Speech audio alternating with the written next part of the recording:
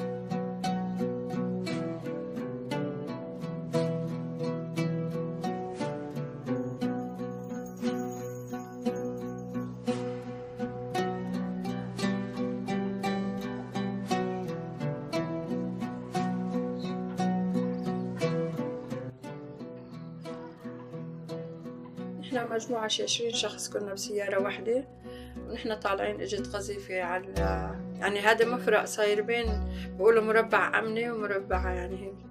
اجت قذيفة على السيارة، فكان أنا أخواتي وأنا وابني وجوزي.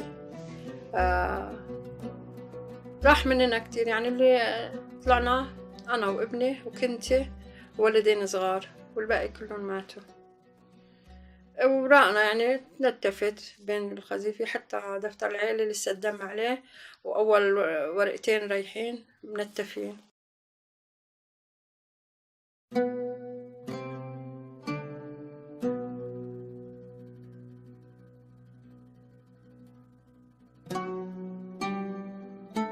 ترى انه الشوفير اللي طلبنا منه يفوتنا لهاي المنطقة قال انتو فايتين مخالفين، ما معكو اوراق، ما معكو هيك، بدي انا على كل شخص $100. فقررنا انه ما في غير الذهبات اللي ما انسرقوا، بعناهم وفتنا فيهم. أنا أول مرة كنت يعني أجيت على لبنان إنه ما عاد فينا تم بلدي، فاضطريت أطلع أنا وأولادي. طلعنا وجينا على بلد ما بنعرف عنها شيء، بس طلعنا ما معانا ولا غرض، يعني طلعنا بتياب اللي علينا. نحن صرنا هلا هون 5 سنين بالبلد. أول ما وصلنا لهون تعذبنا كتير، ضلنا شيء أكتر من شهرين لحتى صرنا نتأقلم بالجو.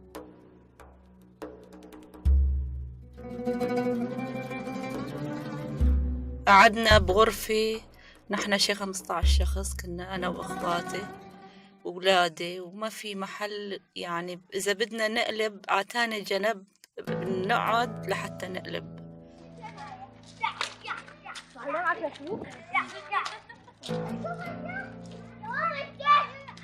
كان أبوهم هو اللي مثل ما بيقول مسؤول عني وعن ولادي. الصدمة كانت إنه أول شيء فقدت أبوهم، تاني شيء إنه ولادي صغار ما فيهم، ما بيعرفوا وين نروح يشتغلوا، وأنا من الصدمة ما عاد أنا مهنتي خياطة، من الصدمة ما عاد فيني ركز على شي خالص.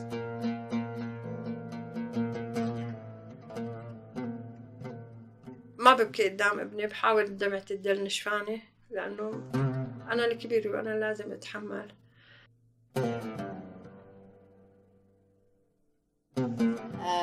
فكانوا أولادي كتير صغيرين والمصروف هون كتير صعب.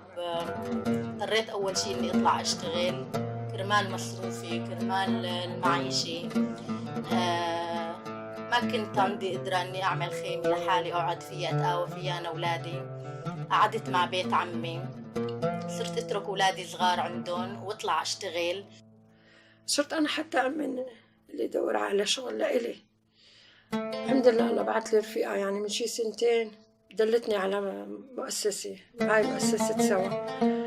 اشتغلت لمدة 2 معاها شوي، يعني لو شلت مصروفي الشخصي عن ابني. اجون عطوني روح صلح للمخيم خياطة، وآخر الشهر يعطوني مبلغ ماشي حاله، يعني بدبر حالي فيه. ففكرت إني أعمل تجرة هيك صغيرة، إنه طالع منها مصروف أولادي ومصروف المعيشي إلي ولإلهم. فصرت أبيع دخان والحمد لله. أنا معلمة صوف بالأساس يعني بسوريا، وكان عندي محل واشتغل فيه وبيع هيك، وهون اشتغلت نفس الشغلة، علم بنات. كان عندي 80 بنت علمهم شغل الصوف مقابل راتب يعني. وكنت أعمل دورة تاني اشتغل شغل يبيعوا لي إياه هني كمان، يعني منيح ساعدوني. وقفت على إجرية وساعدت ابني شوي. هلا في ناس بيقولوا عني قوية إنه جبارة، أنا ماني جبارة ولا شيء، بس أنا ما بحب أشكي للبشر. يعني حسيت حالي إنه صرت الامرأة الجبارة، بدي ربي، بدي أعلم، بدي أعيش، بدي أشتغل، بدي خاف على أولادي من كل شيء. الحمد لله هلأ كتير وضعي تمام، ونسيت إني أنا امرأة بالذات. يعني بحس حالي إنه المرأة الحديدية دائما. أمنيتي بالدنيا إنه نرجع نتجمع. هسا عندي 3 شباب، الجماعة أنا وياهم أولاد أخواتهم ونعيش تحت سقف واحد، ما بدي أكتر من هيك. أتمنى إنه الأيام اللي بتجي أولادنا يعوضونا عن الشيء اللي فات مننا. أول شيء بتمنى إني أرجع لبلادي، هذا أهم شيء. ثاني شيء بتمنى إنه تعبي كله بطلع بنجاح بالنهاية، إني أشوف أولادي حدا مهم، إني أشوف حالي أنا صرت حدا مهم. يعني هذا أكثر شيء بتمناه بالحياة. أمنيتي إنه أحسن أربي الأولاد أحسن ترباية، وكل شيء بيطلع قدامنا بطريقنا يكون ابن حلال ويراعي ظروفنا، وفي رب العالمين ما بيتخلى عننا، وإن شاء الله نحسن نرجع بلادنا، وهذا أهم شيء. لعنا حتى لو كنا فقراء، الفقر ما له مشكلة. هلأ نرجع سوريا نصير أحسن من أول. أتمنى إنه بتم بخير أنا أولادي، وإنه يطلع بشوف أبوهم، أولادي بشوفوا أبوهم إنه بيكون بصحة، وإنه ما في شيء، وبنكون بخير، والأهل سوريا كلهم يكونوا بخير. بتمنى إنه نرجع نعمر سوريا من أول وجديد، وبتمنى إنه يكون مستقبل لأولادنا أحسن من الشيء اللي مضى علينا نحن.